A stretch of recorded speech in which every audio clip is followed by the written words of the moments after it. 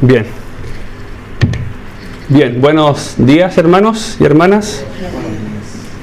Le doy gracias al Señor por esta nueva oportunidad y privilegio que Él me da de poder compartir con ustedes la palabra del Señor. Y nuevamente estoy para darle cierre acá a una serie de estudios. El estudio que se ve ahí, vístete como un escogido de Dios.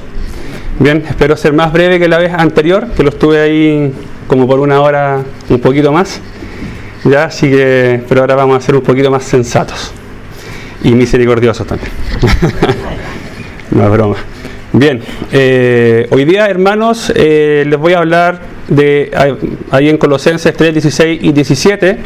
Vamos a estar hablando de estos últimos dos versículos que nos instan a ser o parecernos y vestirnos como el Señor Jesucristo. Hay una analogía que a mi gusto explica muy bien el cambio de vida que nosotros hemos tenido desde el día en que depositamos nuestra fe en el Señor Jesucristo, y es la analogía del barco, que no sé si en verdad se llama así. Yo le puse la analogía del barco y se ha usado varias veces, yo lo he usado también muchas veces, y la cual básicamente, ahora hermano por favor ponga ahí las imágenes. Básicamente lo que intenta explicar esta analogía de manera muy gráfica y comparativa es nuestra antigua vida sin Cristo, que sería el barco que se ve a su lado izquierdo de la pantalla, ¿cierto? Y nuestra vida ahora que estamos con Cristo. Nosotros, antes de conocer a Cristo, estábamos muertos en nuestros delitos y pecados. Éramos tripulantes de un barco, ¿cierto?, que se ve ahí, que le podríamos llamar el barco de la perdición en esta analogía, en donde la dirección de este barco era el infierno eterno. Ahí se ve, ¿cierto?, ese barco que va cayendo a un precipicio, o pronto a caer a un precipicio de lava, de fuego, de perdición. Gráficamente, digamos, es eso. Y el capitán de ese barco donde nosotros estábamos, hermanos, era Satanás. En este barco donde nosotros estábamos había una forma de gobierno que no tolera la adoración a Dios, una manera violenta y orgullosa de relacionarse, formas de vestirse poco decorosas, vidas poco piadosas, personas orgullosas, prioridades totalmente desvirtuadas, un amor fingido, no había respeto por nada, prevalecía el materialismo, el sobreénfasis del estatus social, esclavitud al pecado y a la inmoralidad en todas sus formas.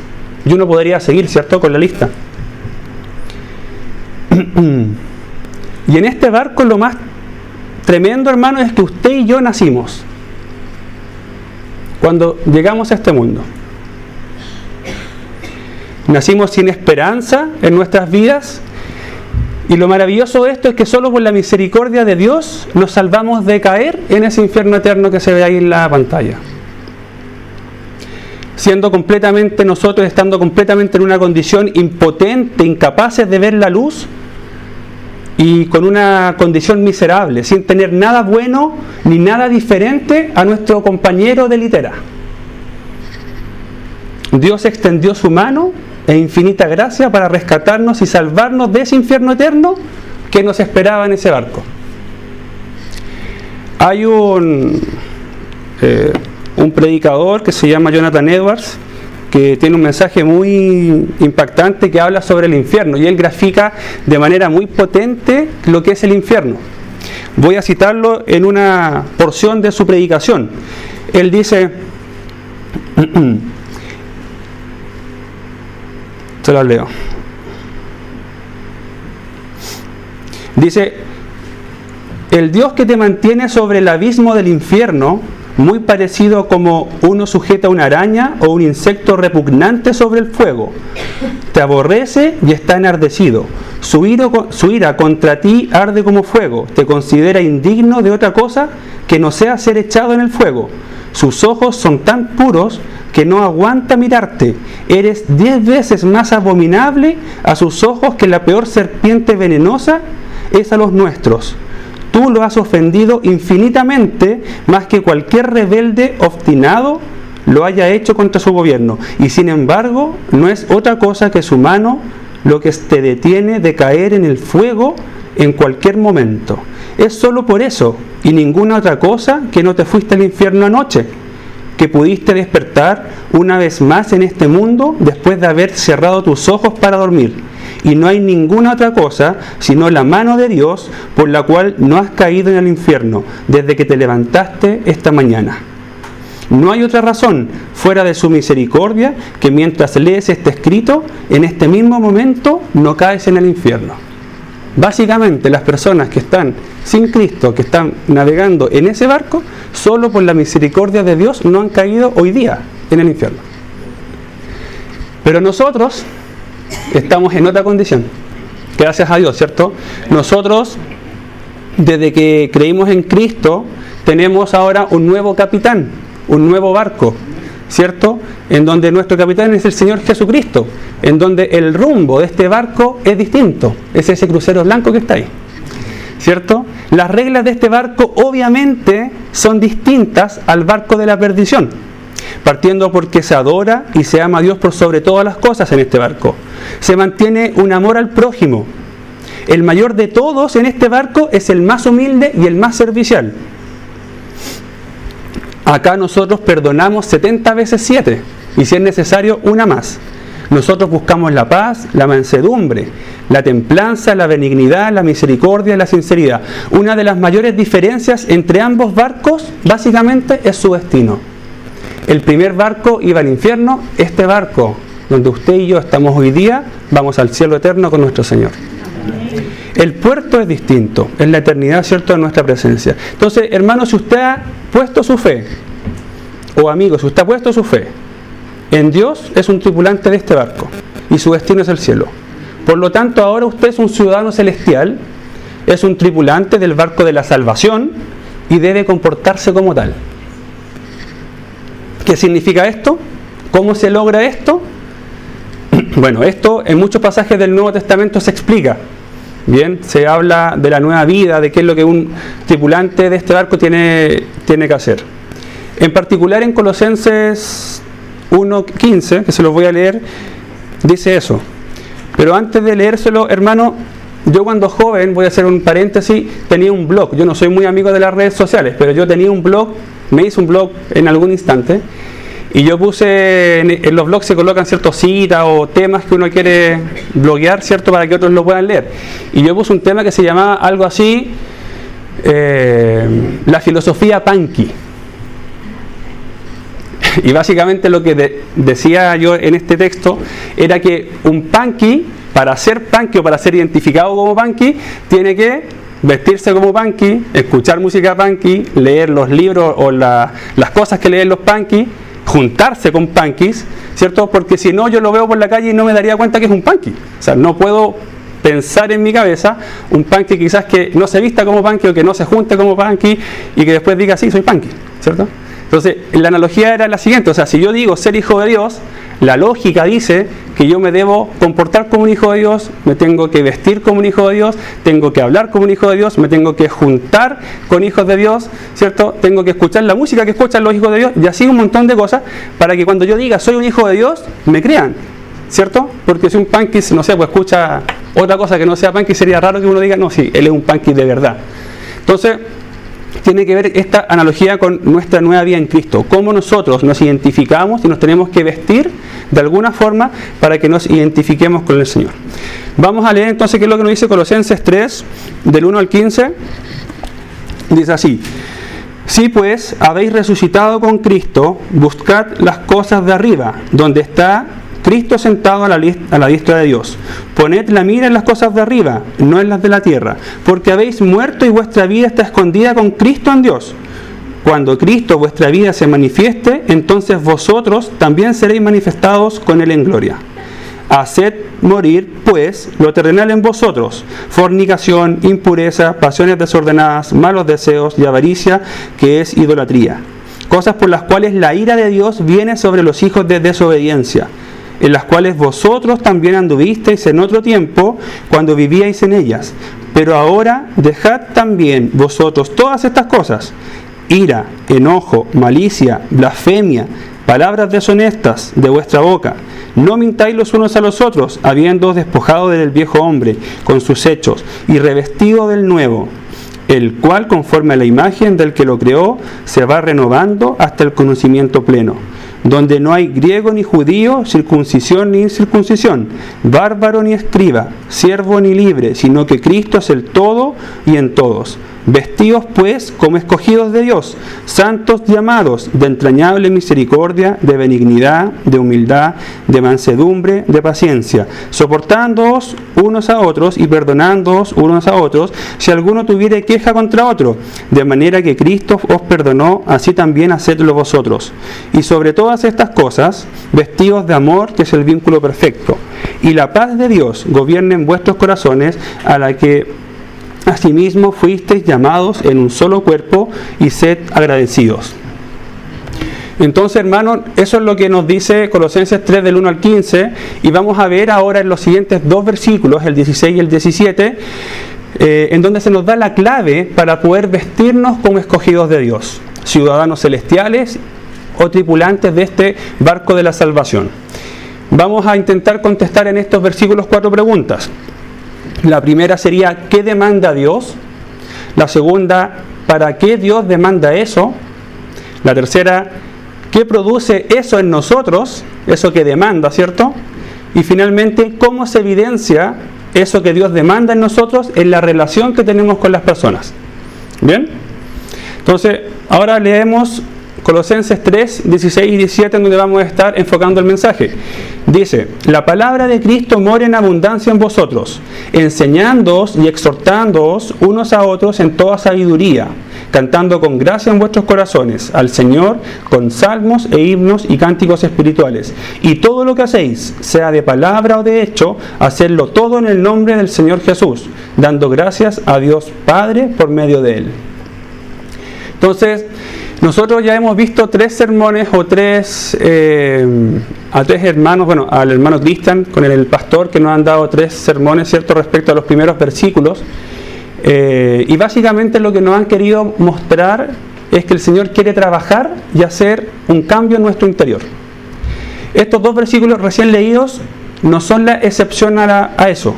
El Señor nos quiere dar la clave para poder vestirnos espiritualmente como escogidos de Dios, para que podamos andar en nuestra vida en pureza, en obediencia, en control de nuestra boca, podamos andar en verdad, en conocimiento pleno, en Cristo, que es el todo y en todos, en santidad, en entrañable misericordia, que también vimos, en benignidad, en humildad, en mansedumbre, en paciencia, soportándonos y perdonándonos unos a otros, y finalmente en amor, que es el vínculo perfecto, como dice el versículo 13. Todas estas cosas que recién les dije están en los versículos del 5 al 13. Y el versículo 15 luego dice: para que la paz de Dios gobierne en nuestros corazones, haciéndonos ser hijos agradecidos.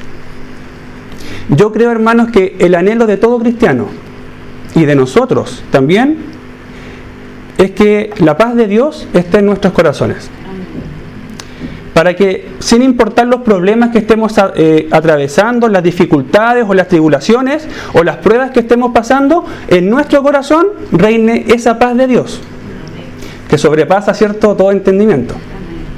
Y así nuestra cara no cambie, no se desfigure, ¿cierto? A veces pasa que los problemas nos dan bofetadas y nuestra cara queda como impactada, o se nos nota que estamos pasando un problema, o nuestra mente a veces se desorienta o divaga, o nuestro corazón se desalienta, o nuestra fe flaquea con los problemas. Pero lo que nosotros queremos y lo que nos da la paz de Cristo es que, por sobre todo, nuestra confianza y gratitud de Dios se tienen que mantener intactas sin importar lo que pase. Eso es lo que produce la paz de Dios en nuestros corazones. Sin importar la circunstancia, usted va a estar con su fe y con su confianza, y su gratitud va a estar intacta ante Dios. Hermanos, esta es una invitación de parte de Dios para usted y para mí, para que dejemos de ser cristianos ocasionales, para que dejemos de ser cristianos casuales, y también para que dejemos de ser cristianos a medio tiempo. que dependiendo de cómo estén nuestras circunstancias a nuestro alrededor, nosotros actuamos o nos movemos, o decidamos qué hacer. Usted y yo, si ya hemos sido regenerados y salvados por Cristo, estamos navegando en los mares de esta vida, en el barco de la salvación, donde hay nuevas reglas, donde hay nuevos compañeros de tripulación, hay un nuevo rumbo, hay un nuevo capitán. Y este nuevo capitán, en donde nosotros estamos navegando, demanda obediencia. Con esto en mente, que estamos en un nuevo barco, donde nuestro capitán nos demanda obediencia, vamos a ir a analizar estos dos versículos. Lo primero que vemos en el versículo 16 responde a la pregunta ¿qué demanda Dios? En el versículo 16 parte con la palabra de Cristo, lo que se refiere a la revelación que Él trajo al mundo, es decir, las Escrituras. Si vamos al versículo 16 dice, la palabra de Cristo mora en abundancia en vosotros. Ya entonces la palabra de Cristo es la palabra de Dios, es la Biblia. Luego está el verbo more, que es el verbo principal e indica lo que Dios está demandando. O sea, Dios está demandando que more la palabra de Dios en nuestra vida. Significa básicamente habitar o estar en casa.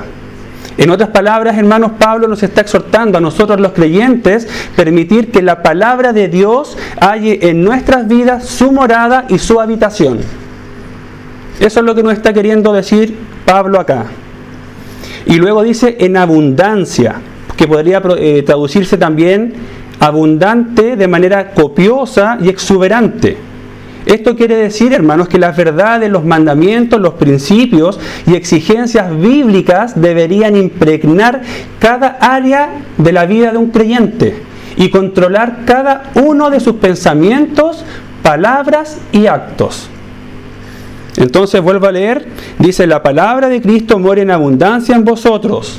Eso quiere decir que su vida tiene que estar impregnada de la palabra de Dios. La palabra de Dios debe habitar en su corazón, en su interior. Eso es lo que Dios demanda. La palabra de Dios mora en nosotros cuando hacemos al menos las siguientes cosas. Voy a dar 4, pueden haber más. Cuando primeramente la escuchamos, ¿ya? Si nosotros queremos que la palabra de Dios esté en nuestro corazón, debemos escuchar la palabra de Dios. Tenemos que prestar oído, debemos oírla. En Mateo 13:9, el Señor Jesucristo, enseñando la parábola del sembrador, dijo respecto a la palabra de Dios: el que tiene oídos para oír, oiga. ¿Usted, hermano, tiene oídos para oír la palabra de Dios? Entonces, óigala y escúchala. Ya, eso va a ayudarle a usted a que la palabra more en su vida. No haga oído sordo. Otro punto, la palabra de Dios también entonces va a morar en nosotros cuando la usemos. O sea, ya la hemos escuchado, ¿cierto? La hemos oído y hemos prestado atención, pero ahora debemos usarla o ponerla en práctica. En 2 de Timoteo 2:15, Pablo exhorta a su hijo espiritual Timoteo diciéndole: procura con diligencia presentarte a Dios aprobado como obrero que no tiene de qué avergonzarse, que usa bien la palabra de verdad. Entonces podríamos añadir al uso, ¿cierto?, el hecho de usarla bien. Pero si lo usamos mal, porque si lo usamos mal estaríamos cayendo en una falta. Entonces, si bien el apóstol le dice úsala, le dice bien, le pone apellido, porque también podríamos usarla de forma incorrecta, ¿cierto? Ya, eso es un riesgo, porque nosotros a veces tomamos la Biblia como un instrumento para hacer daño, y vamos y a un hermano que está con necesidad, usamos una palabra, un versículo bíblico, pero lo usamos para pegarle y darle vuelta en la cara y lo dejamos peor de lo que estaba, ¿cierto? Ya, eso no se tiene que hacer, eso es usar mal, ¿cierto?, la palabra de Dios. Hay que usarla, pero hay que usarla bien. Tercer punto. Recuerde que estamos viendo, la palabra de Dios mora en nosotros cuando la escuchamos, cuando la usamos bien y también cuando la guardamos. En el Antiguo Testamento el salmista nos dice en el Salmo 119:1: en mi corazón he guardado tus dichos para no pecar contra ti. Salmo 119:1. Claramente el objetivo de guardar la palabra, los mandamientos de Dios, son justamente ese: no pecar contra Dios. Pero en el contexto de Colosenses vamos a ver que además se agregan objetivos relacionados con nuestros hermanos. Bien, entonces nosotros debiésemos guardar también la palabra que hemos oído y que estamos aplicando en nuestra vida. Y como cuarto punto, nos debemos aferrar a ella. Si usted quiere que la palabra de Dios more en su corazón, debe aferrarse a las verdades de la palabra del Señor. Pablo en Filipenses 2 del 14 al 16 dice: haced todo sin murmuraciones y contiendas, para que seáis irreprensibles y sencillos, hijos de Dios sin mancha, en medio de una generación maligna y perversa, en medio de la cual resplandecéis como luminares en el mundo, asidos de la palabra de verdad, para que en el día de Cristo yo pueda gloriarme, dice Pablo, de que no he corrido en vano, ni en vano he trabajado. Pablo le está diciendo a los hermanos de la iglesia en Filipos, y hoy nos dice a nosotros, que debemos ser diferentes en medio de este mundo.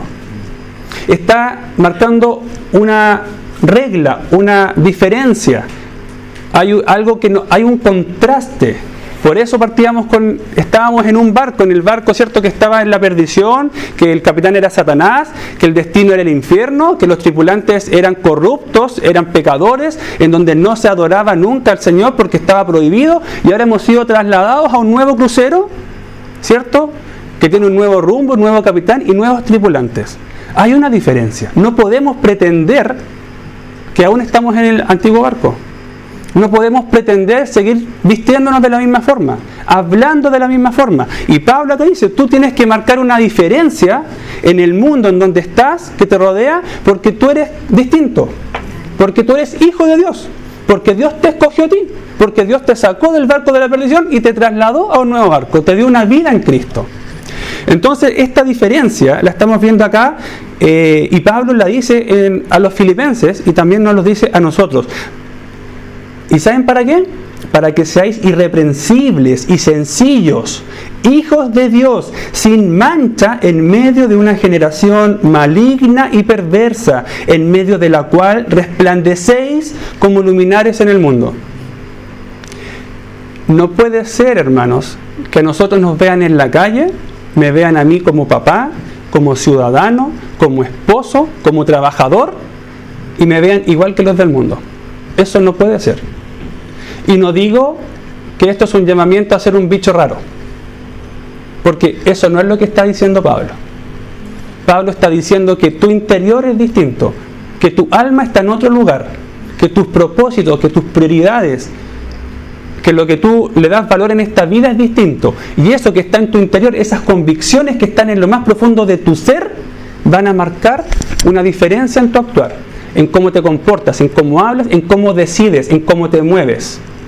Esa es la diferencia, la gran diferencia, el resplandecer, estos luminares en el mundo, es eso. Ahora, que eso tenga consecuencias, es otra cosa. Pero eso es lo que Dios nos demanda.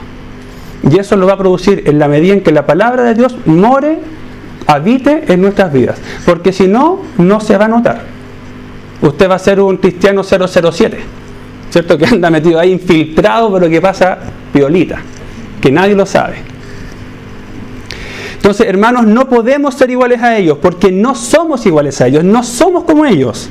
Antes éramos iguales, sí, pero hoy día ya no lo somos. Hay una diferencia, no se puede.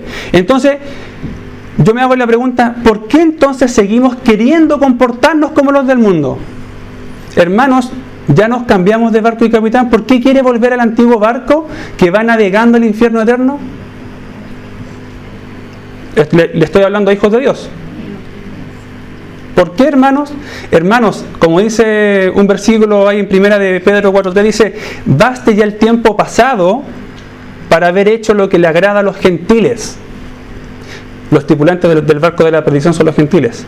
Andando en lascivias, en concupiscencias, en embriagueces, en orgías, en disipación y abominables idolatrías. Todo esto es lo que nos dijo, es lo que nos decía Colosenses del 5 al 15. Entonces, hermanos, ya basta. Suficiente, nos dice Pablo. ¿Por qué insistes con lo mismo? ¿Por qué insistes con ese pecado cuando le dicen pecado regalón? No puede ser, o sea, es como uno dice, es como chistoso, pero si uno lo analiza bien, llega a ser triste. porque no hemos entendido nada. ¿Cómo le puedes llamar al pecado regalón? No hemos entendido nada. O cuando dice mentiras verdaderas, mentiras blancas, mentiras más o menos así como con sí, con sa. Nuevamente, no hemos entendido nada. Para el Señor no hay pecados piadosos, no hay mentiras blancas, no da espacio a los pecados regalones. Es simplemente nuestra concupiscencia, nuestra lascivia, que nos sigue llamando. Oye, pero mira, si en el barco anterior, en tu antigua vida tú hacías esto, ¿por qué no lo sigues haciendo ahora? Sigue haciéndolo ahora, si total. Y nosotros cedemos a eso. Esa es una decisión. Esa no es una circunstancia. Yo no le puedo echar la culpa, es que me obligaron, es que lo que pasa es que lo que sucedía alrededor mío hizo que yo me fuera deslizando. Usted decidió hacerlo. Usted es responsable, yo soy responsable. Cada vez que pecamos contra el Señor, no podemos decir que fue algo que nos pasó. Hubo una causa, un origen. El origen está en tu corazón. Y eso es lo que el Señor ha estado intentando trabajar siempre en nuestra vida, en nuestro corazón. Entonces, hermanos, como dice Primera de Pedro 4:3, basta, se acabó. Ya le diste tiempo al mundo. Ahora dedícate a los negocios del Señor. Dedícate a darle tiempo a las cosas de Dios. Entonces nosotros ahora respondemos, ¿qué demanda Dios? Dios demanda que su palabra habite abundantemente en nuestra vida. Y ya vimos cómo habita abundantemente en nuestra vida. Vimos estos 4 puntos, ¿cierto? Se los repito. El primero era escuchar la palabra de Dios, usarla bien, guardarla y aferrarnos a ella. ¿Bien?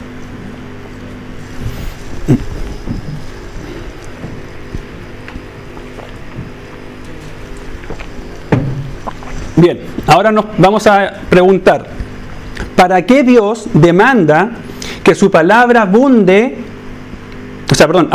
abundantemente en nuestra vida? ¿Para qué Dios demanda eso?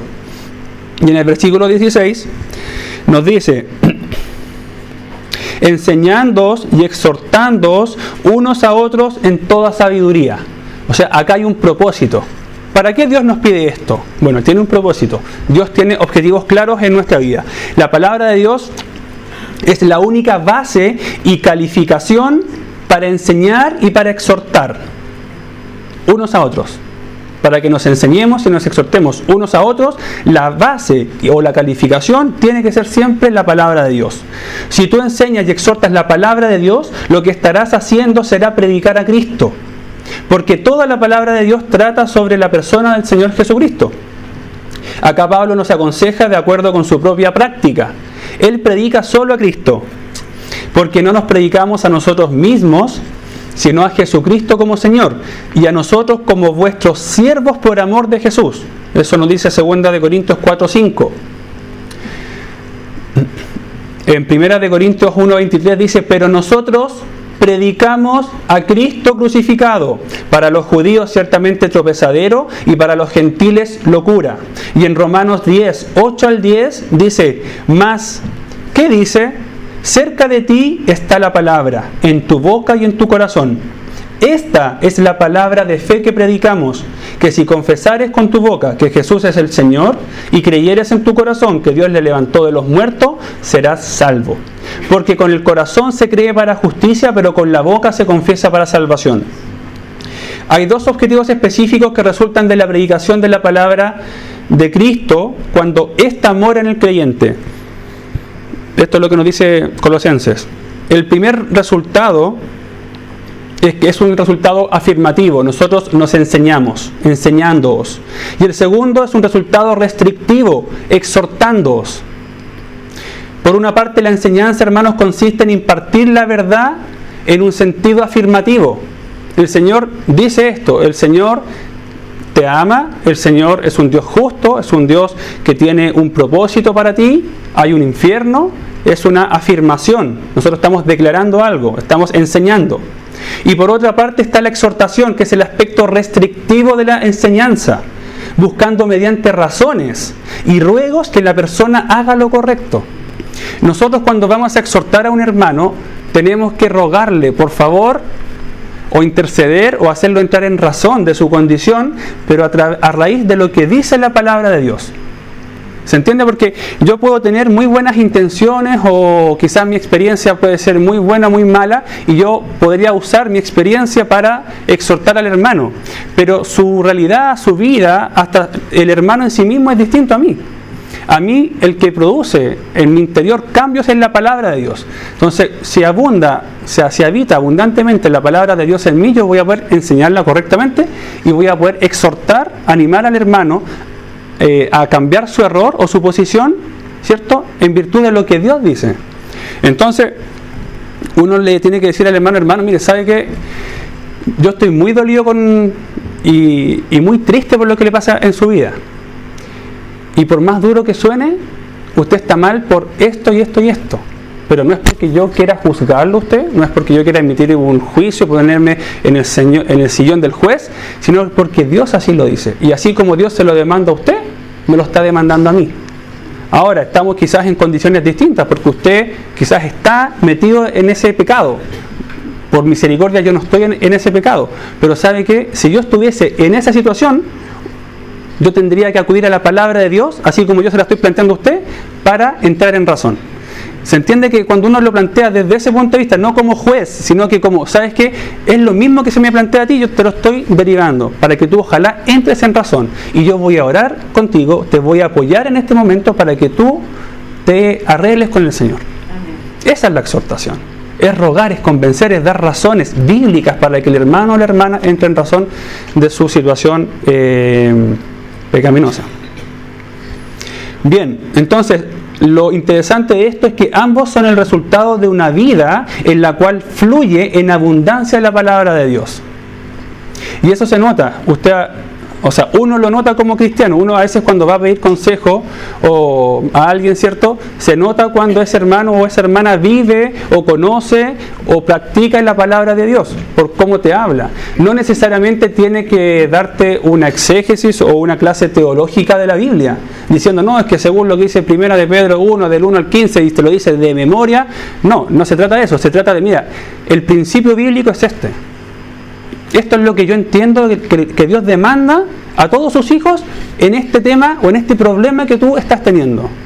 Se trata de eso. El Señor Jesucristo conocía la palabra y Él decía, como decían los profetas, como se decía en el Antiguo Testamento, pero no necesariamente te daba la cita, te daba todos los versículos de memoria, según la versión tanto, no.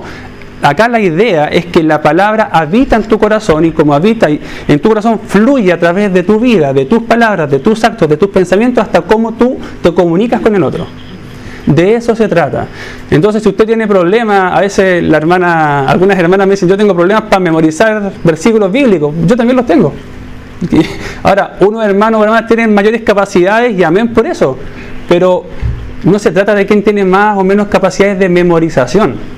Acá se trata de quién está dispuesto a entregar su corazón y abrirlo a Dios para que cohabite su palabra en nuestra vida. Amén. ¿Usted está dispuesto a eso? Amén. Eso es lo que Dios está pidiendo, que abunde la palabra de Dios en nuestra vida. Entonces concluimos que ¿para qué Dios demanda que su palabra habite abundantemente en nuestra vida? Y la respuesta es, Dios demanda que su palabra habite abundantemente en nuestras vidas para que nos enseñemos y exhortemos unos a otros con toda sabiduría. Amén. Y la sabiduría es la aplicación correcta del conocimiento. Difícil, ¿cierto? Porque a veces no basta solo con tener conocimiento, porque yo puedo tener mucho conocimiento, pero si no lo aplico correctamente, igual caigo en falta y el conocimiento no me sirve de nada. Yo creo que varios hemos conocido, como dicen, Biblias con patas o Biblias andantes, hermanos como muy cabezones en conocimiento, pero eso no quiere decir que su vida sea piadosa, que su práctica sea la correcta, ¿se entiende? Entonces hay que tener todo en el justo equilibrio. Bien, tercera pregunta, ¿qué produce que su palabra habite abundantemente en nuestras vidas? Y esto es interesante porque la palabra de Dios, cuando mora en abundancia en nosotros, no solo proporciona información, sino que también produce gratitud, produce en nosotros una respuesta que nos lleva a cantar con gracia al Señor, con salmos e himnos y cánticos espirituales. Qué hermoso, hermanos, es ser exhortado con un cántico espiritual, con un himno o con un salmo, ¿cierto?, que nos habla de Dios. como lo que estábamos cantando acá, uno es edificado con eso. Cuando son grandes verdades las que estamos cantando, como las que cantábamos ahora, uno dice, wow, Señor me está hablando, está tocando mi corazón, me está alentando, me está sacando esta mochila tremenda que traía por una gran verdad que estoy declarando con mi boca. Eso es gratitud. Señor, gracias por tu palabra, gracias por tu presencia, por tu salvación, por lo que haces y por lo que a veces me restringes y de lo que tú me salvas. Gracias porque no lo merecía y yo te alabo por eso. Eso lo produce un corazón que está agradecido del Señor. Y hay distintas formas, hermanos, de entender esto. Estoy leyendo ahora la última parte del versículo 16. Dice, cantando con gracia en vuestros corazones al Señor con salmos e himnos y cánticos espirituales. Entonces hay una forma de entender esto que es literal, que interpreta los salmos que eran tomados del libro de los salmos del Antiguo Testamento y que les ponían música, tal como lo hacemos hoy en día, ¿cierto? Uno canta salmos, va al salmo, no sé, 119, el 45, el 73, hay un montón de salmos que uno les pone música, ¿cierto? Y alaba al Señor con el salmo. Los himnos se interpretan en esta forma de entender este pasaje como la expresión de alabanza, llegando a pensar que algunos pasajes del Nuevo Testamento, tales como Colosenses 1 del 15 al 20 y Filipenses 2 del 6 al 11, se cantaban como himnos en la iglesia primitiva, ¿ya? Y lo otro, lo de los cánticos espirituales, básicamente es como cuando uno le da un énfasis al aspecto del testimonio. Es decir, quizá uno está alabando al Señor, no necesariamente con una verdad explícita que le sacó de la Biblia textual, ¿cierto?, ni un himno del Nuevo Testamento, sino que uno está cantando o alabando grandes verdades que Dios tiene y que produce en nuestra vida. ¿Bien? Que eso sería como un cántico espiritual que enfoca más o menos el aspecto más del testimonio. Bien. Ahora, hay otra forma de entender salmos, himnos y cánticos espirituales que básicamente sugiere que no es fácil hacer una distinción clara entre estos tres aspectos, salmos, himnos y cánticos espirituales. En cuanto a himnos, dice, la palabra solo aparece aquí en Colosenses 3:16 y en Efesios 5:19 en todo el Nuevo Testamento. San Agustín declaró lo siguiente. En más de una oportunidad dijo que un himno debiese poseer al menos tres cosas o tres elementos principales.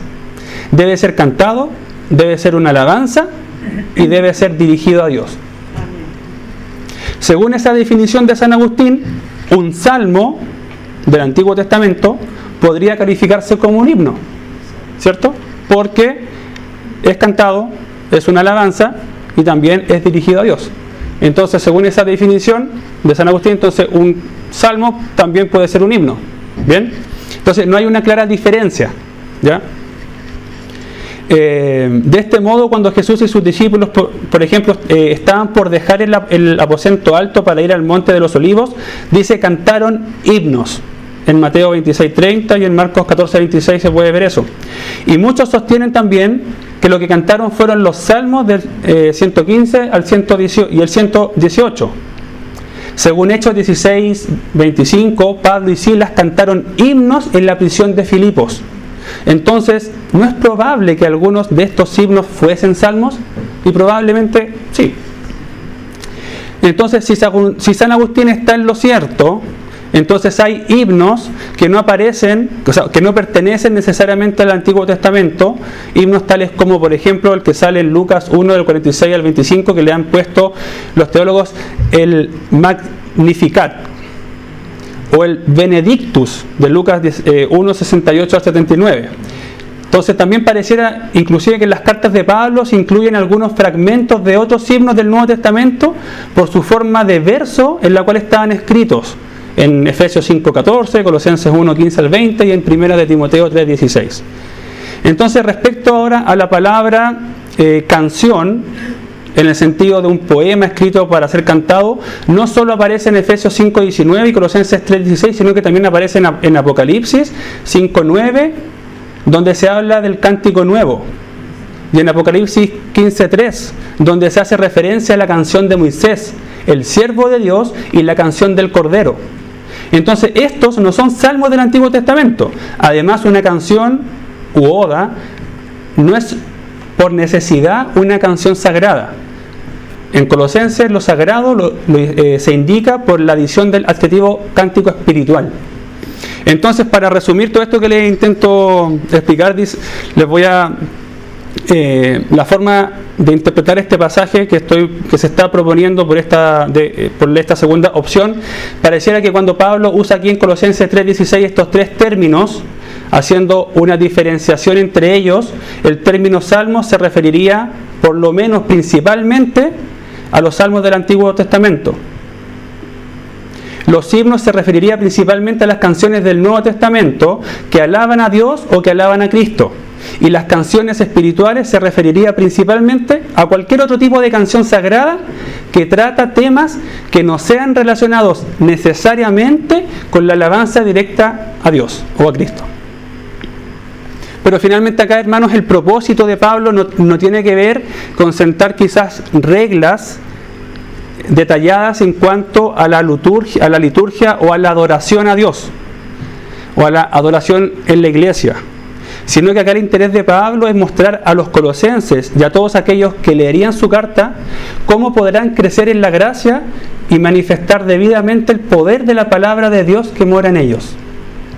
Por tanto, la exhortación puede aplicarse a cualquier tipo de reunión cristiana donde uno pueda alabar, cantar himnos, alabanzas, cánticos espirituales o salmos, ya sea un día domingo, sea durante la semana, sea en el templo, sea en su casa o en cualquier otro lugar. El punto que no se debe pasar por alto es que estas canciones, estas alabanzas deben ser cantadas en un espíritu de agradecimiento.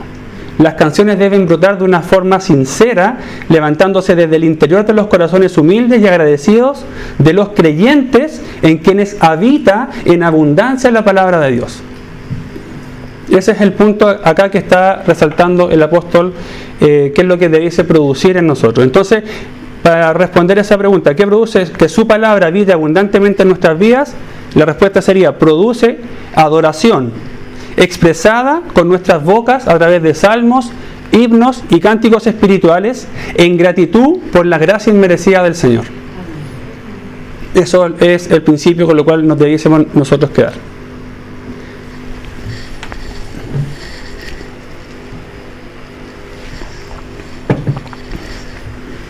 Bien, ahora vamos a la última pregunta. ¿Cómo se evidencia la abundancia de su palabra en relación con los hombres? ¿Cómo se evidencia la abundancia de su palabra en nuestras vidas en relación con los hombres? Y ahora vamos a ir al versículo 17. Dice, y todo lo que hacéis, sea de palabra o de hecho, hacedlo todo en el nombre del Señor Jesús, dando gracias a Dios Padre por medio de Él. El versículo parte, y todo lo que hacéis, que básicamente, hermanos, es un principio que resume la ética cristiana. El versículo 23, ahí mismo en Colosenses, es su hermano gemelo. Dice, y todo lo que hagáis, hacedlo de corazón, como para el Señor y no para los hombres. Ya, acá el Señor no está excluyendo nada. Acá el Señor está dejándolo todo dentro de y todo lo que hagáis, y todo lo que hacéis. Entonces, hermanos, pensando un poco en eso, usted tiene que pensar si toda su vida, todas las áreas de su vida están incluidas en todo lo que usted hace. ¿Todo lo que usted hace está incluido en eso? ¿O hay cosas que usted está dejando fuera de su área donde el Señor no tiene acceso? ¿Eso pasa en su vida? ¿Le ha pasado en su vida? A mí sí. Es una constante retrospectiva o pregunta o cuestionamiento que uno como hijo de Dios tiene que hacerse. ¿Le estoy entregando todas las áreas de mi vida al Señor? Para que el Señor habite a través de su palabra y yo tenga llenura del Espíritu Santo a través de esa cohabitación de su palabra en mi corazón. La ética personal y específica se alcanza por los principios y el ejemplo dados a conocer por Cristo. En este sentido, Él no hace acepción de personas. Noten la extensión de este principio, se aplica a todos los aspectos de nuestra conducta. Todo. Esto también nos debe recordar que debemos ser cristianos creíbles y nuestra palabra debe ser confiable. Es decir, que nuestro sí sea sí y que nuestro no sea no. Tal como lo enseña el Señor, ¿cierto? En Mateo 5:37, la versión NBI dice: cuando ustedes digan sí, que sea realmente sí. Y cuando digan no, que sea no. Cualquier cosa de más o aparte de esto proviene del maligno. Nuevamente uno se puede hacer el cuestionamiento: ¿mi palabra como cristiano es confiable o es creíble?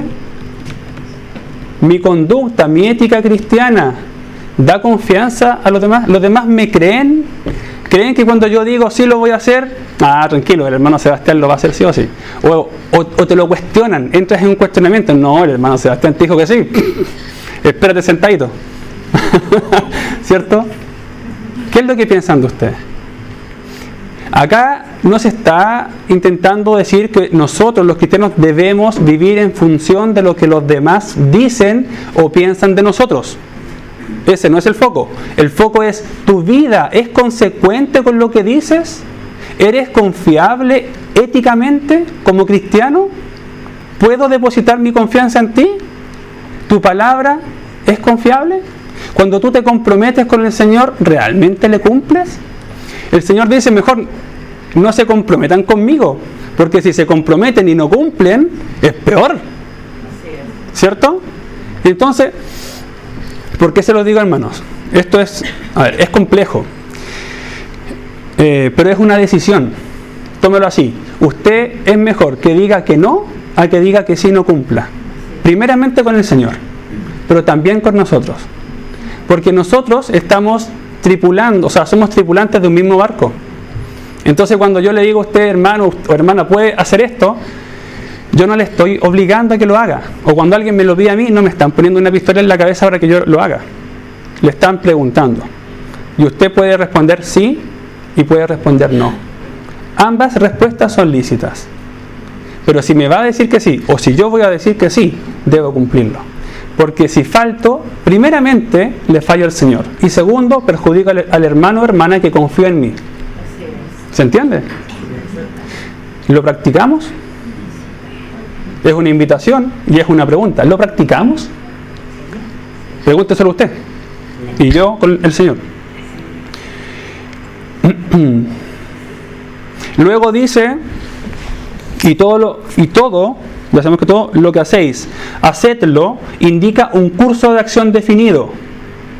En el nombre del Señor Jesús, proporciona la inspiración para toda la conducta moral.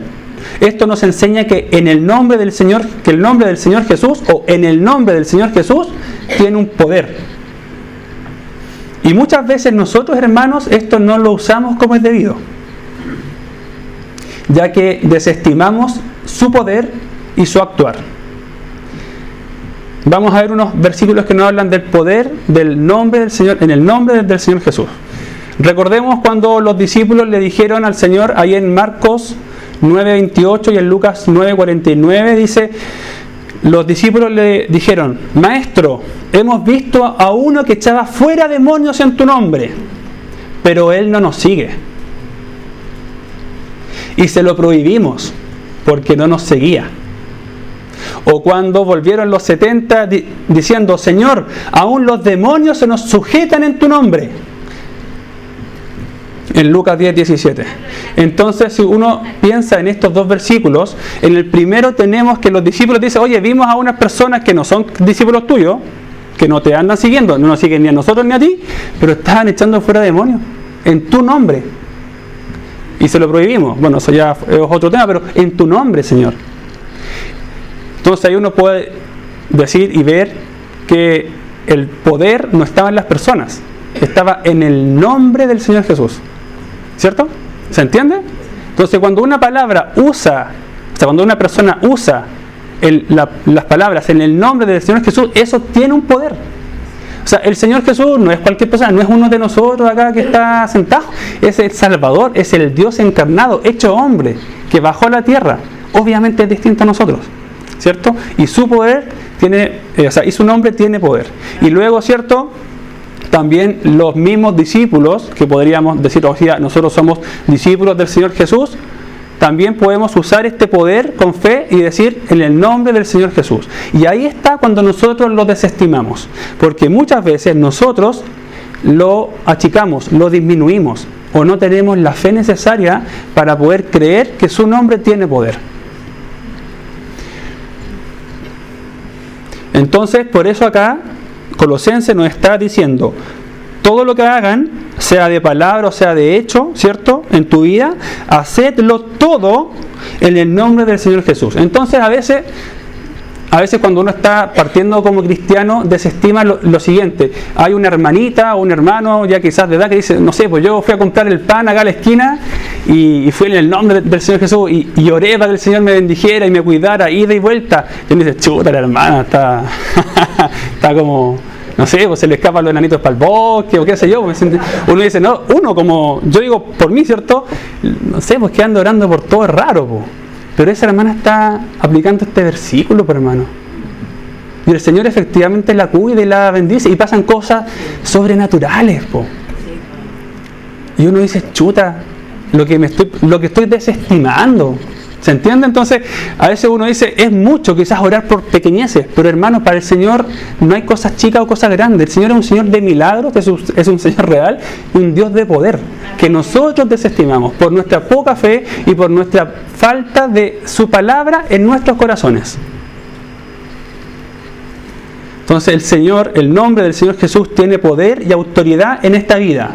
E inclusive, hermanos, eso es reconocido por los mismos demonios, quienes creen y tiemblan, como dice Santiago 2:19, ¿cierto? ¿Tú crees? Bueno, los demonios también creen y tiemblan cuando escuchan el nombre del Señor Jesús, ¿cierto? Entonces, con esta realidad, porque esto es así, y esta evidencia sobre el poder del nombre del Señor Jesús, le pregunto, hermano, ¿usted practica esto de decir o hacer todo en el nombre del Señor Jesús? ¿Cree que el Señor tiene poder para responderle si usted lo pone a prueba?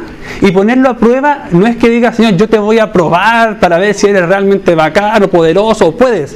Cuando tú pones a prueba tu misma fe al decir en el nombre del Señor Jesús voy a hacer tal o cual cosa, tú vas a probar el poder del Señor. Eso es poner a prueba, no es que tú estés desafiando, tú vas a probar efectivamente el poder del Señor Jesucristo. Y eso es algo que a todos nosotros nos cuesta mucho, porque nos falta fe. Entonces, en verdad, esto es un llamado de atención para todos, ya que nuestra fe no pasa el test de la blancura, lamentablemente, y es hallada falta y pequeña. Acá el problema no lo tiene el Señor, nuevamente lo tenemos nosotros. Finalmente, cuando dice acá, dando gracias a Dios Padre por medio de Él, la parte final del versículo 17, a Dios nos recuerda el objetivo de nuestra ética con los demás. Recordemos que estamos viendo cómo nos debemos o cómo se evidencia la abundancia de la palabra de Dios en la relación con los demás, y eso se evidencia con nuestra ética personal. Eso tiene que ver con nuestra confiabilidad, con lo confiable que es nuestra palabra, con lo creíble que es nuestra vida y con nuestra ética, que es lo que finalmente lo que los demás pueden ver, ¿cierto? Cómo nos relacionamos, cómo hablamos, todas las cosas. Entonces, el objetivo de esa ética, insisto, no es vivir en función de lo que los demás dicen o piensan de ti. No les debemos rendir cuentas a ellos. Si mi ética cristiana es buena o es intachable, es para el Señor. Él es el objetivo de mi ética. Amén. Por eso acá dice, a Dios, Él es el objetivo de nuestra ética. En el versículo 23 nuevamente dice, y todo lo que hagáis, hacedlo de corazón, como para el Señor y no para los hombres. Si yo no miento, si yo no robo, si yo me porto bien, es para el Señor, no es para los hombres. Amén. Eso es, ese es el principio, ese es el mandato, no es otro. Entonces, eso nos confronta igual. Entonces dice el versículo 23, como para el Señor y no para los hombres. Entonces nuestra ética de vida acá en la tierra no es para impresionar o no es para tener el favor de nadie, no es para tener el favor de los hombres, sino es para agradar y para honrar a Dios. Por eso dice, dando gracias. Usted sea agradecido de Dios a través de su vida. Por lo cual se vive una vida cristiana como Dios manda. Y después nos dice, y por medio de Él, ¿cierto? Por medio de Él se refiere a Cristo. Entonces Cristo es la energía o el medio por el cual se vive la vida cristiana. Es el canal por el cual todo se eleva al trono del Padre. Bien, entonces concluimos a la pregunta o respondemos: ¿cómo se evidencia la abundancia de su palabra en relación con los hombres? La abundancia de su palabra se evidencia en relación con los hombres en que todo lo que hacemos lo hacemos como para el Señor y no para los hombres. Esa es la respuesta. Eso es lo que nos está mostrando el Señor en Colosenses 3:17. Y ya, hermanos, para ir concluyendo, en este salón hoy día, hermanos, se encuentran dos tipos de personas. Aquellos que no están dispuestos a abrir los ojos a estas verdades, que no van a escuchar o que no van a prestar oído a lo que Dios te está diciendo, porque les costará mucho sudor y lágrimas dejar aquello por lo que tanto han luchado. No quieren abandonar su antigua manera de vivir. No están dispuestos a transar sus costumbres, ni sus estilos de vida, ni su forma de hacer las cosas, ni sus pensamientos pecaminosos, ni sus razonamientos, ni su propia comprensión de la Biblia. Porque así como están cómodos y satisfechos. Son del montón, conformistas, tibios, y su vida depende de las circunstancias. Lo saben y no tienen problema con eso, ni con que se los recuerden. Solo mirarán hacia abajo al salir de aquí para seguir con su vida. Ese es un tipo de personas de las que hoy día hay acá. Pero también están aquellas personas que de día a día luchan con su vieja naturaleza, pidiéndole a Dios fuerza para no caer en tentación, porque temen pecar contra Él y deshonrarle. Admiten que son imperfectos y que la salvación no depende de ellos, sino solo de la gracia de Dios. Pero no quieren abusar de esa gracia de Dios. Por eso se esfuerzan y perseveran día a día. Escuchan la palabra de Dios, aunque son confrontados por ella. Los hace mirar hacia su interior para que vean lo contaminados y sucios que están. Pero justo en ese momento de humillación y vergüenza, se arrepienten, piden perdón al Señor y le agradecen por su palabra, porque ha exhortado sus vidas, ha corregido su camino y les ha mostrado lo que deben cambiar. Y luego salen humildes, gozosos, esperanzados y agradecidos por el trabajo que Dios está haciendo en sus corazones y en los corazones de sus hermanos, a quienes tanto aman en el Señor. Hoy el Señor nos está demandando más de lo que realmente estamos dispuestos tú y yo a darle. Está demandando nuestra mente, nuestros deseos y pensamientos más íntimos, nuestra confianza, nuestra lealtad y por sobre todo está demandando nuestro corazón. Yo le pregunto, hermano y hermana, ¿qué tipo de persona es usted? No me responda a mí. ¿Usted es la persona que escuchará, aceptará y aplicará la palabra de Cristo para vestirse como un escogido de Dios? ¿O es la persona que hará oído sordo y seguirá usando harapos de deshonra a Dios? El Señor nos ayude, porque nosotros siempre somos confrontados por su palabra. Y como les dije al principio, esto es una decisión. Y la decisión es suya y la decisión es mía. A mí nadie me obliga, a usted tampoco.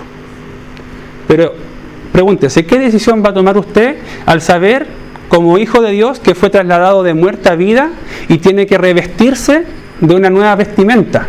Tiene que dejar esos harapos de inmundicia que deshonran a Dios. Tiene que dejar esos malos hábitos, esas malas costumbres, esos malos pensamientos. Tiene que dejar de ser pasivo. Tiene que dejar la flojera espiritual. Tiene que dejar todo eso de lado. Y tiene que revestirse con la vestidura que el Señor nos demanda. Y si usted quizás sigue en el antiguo barco, en el barco de la perdición, y su destino es el infierno, como bien lo relataba Jonathan Edwards, también tiene que tomar una decisión. Si el Señor lo está confrontando con su palabra, ¿qué va a hacer? ¿Le va a creer? ¿Va a acudir al Salvador, al Señor Jesucristo? para que Él transforme su vida y Él lo cambie desde lo interior y haga un milagro en su vida y haga de usted una nueva persona y pueda hacer esta luz, esta luminaria en este mundo. También es una decisión. Si me pregunta a mí, yo lo invito a tomar la decisión correcta, que es por el Señor. Amén. Vamos a terminar en oración. Padre, le agradecemos, Señor, su palabra. Gracias, mi Señor, porque usted siempre es tan claro cuando nos habla a través de ella. Gracias, Padre, porque usted es un Dios bueno y es un Dios paciente, que aún en el tiempo en que nosotros somos infieles o andamos lejos de usted, usted nos espera. Usted, Señor, pacientemente nos abre sus brazos y de forma amorosa nos llama a su presencia para poder cobijarnos, para poder descansar y para poder tener comunión con usted. Y que esa paz inunde nuestros corazones cuando estamos conversando con usted. Gracias, Padre, porque sabemos que somos sus hijos. Y esa bendición, ese privilegio, usted lo tenía preparado desde antes de la fundación del mundo para nuestras vidas. Nosotros no teníamos cómo saber sus planes, pero los descubrimos cuando usted nos llamó, cuando usted nos escogió y nos dijo: yo te he apartado a ti para cosas grandes, para cosas distintas. Hoy día tu esperanza ya no está en este mundo, sino que está en el cielo, en la eternidad. Y gracias, Padre, porque esa esperanza es bendita, es gloriosa y no la merecíamos y no teníamos cómo saber que existía. Pero, Padre, gracias porque los que somos sus hijos podemos tenerla. Y le rogamos por aquellas personas que aún no tienen a Cristo como su Señor y como su Salvador, que no comparten nuestra esperanza, que están en el barco de la perdición. Y nosotros que vamos en un crucero al cielo, los vemos a lo lejos y a veces no hacemos nada por mandarles señales o hablar a sus vidas. Perdónenos, Padre, pero también le rogamos que usted haga la obra en ellos. Ellos necesitan escuchar el Evangelio de la salvación y nosotros somos portadores de esa gran verdad. Ayúdenos a estar pendientes de ellos, a evangelizarles, a predicarles su palabra, que es la que los va a cambiar, la que va a transformar sus vidas. No depende de cuán preparados nosotros estemos, no depende de cuán bien hablemos o no depende de nuestro intelecto, sino que depende de que solamente hagamos nuestro trabajo y que usted haga la obra de cambio, usted haga la obra de redención en las vidas de los perdidos. Gracias, Padre, porque también usted en su palabra nos deja alineamientos para nosotros poder transitar por esta vida. Le pedimos perdón por cada vez y por cada ocasión que nosotros nos equivocamos y nos gusta ponernos la ropa antigua, Señor. Padre, nuestra vida interior tiene que ser reflejada en nuestra vida exterior. La gente tiene que ver que somos distintos. Padre, pero a veces eso no se ve, porque nosotros seguimos, Señor, buscando lo antiguo. Lo intentamos traer a esta vida, Padre, y no tiene sentido. Padre, por favor, abra nuestros ojos, nuestro corazón, y hágalo sensible a su palabra. Ayúdenos a comprenderla en lo más profundo, Señor. Nos cuesta. Le rogamos que su Espíritu nos ayude, Señor. Necesitamos que Él nos revele, que nos muestre cómo debemos ponerla en práctica en nuestras vidas, en nuestros corazones, para que eso impacte a los demás, para que vean que nosotros somos distintos.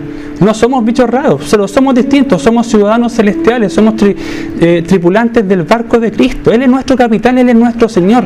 Y Él nos demanda, Padre, que nos comportemos de una forma distinta en este mundo. Le pido que usted haga la obra en cada uno de mis hermanos, de mis hermanas, en mí mismo, Señor, porque es una carrera que no termina de un día para otro, que no termina acá, sino que termina en su presencia. Señor, ya estamos corriendo. Ayúdanos a ser atletas que nos preparemos, que nos esforcemos y que nos nutramos y nos preocupemos de nuestro estado espiritual, nuestro estado físico espiritual, Señor. Ayúdenos, Padre, le necesitamos. Rogamos que usted nos derrame de su gracia y de su bendición en nuestras vidas, en nuestras familias, en nuestros niños, Señor, para honra y gloria de su nombre, para poder seguir alabándole con un corazón sincero y que está lleno de su palabra. Gracias, Padre, le honramos en esta hora, en el precioso nombre de nuestro Señor y Salvador Jesucristo. Amén.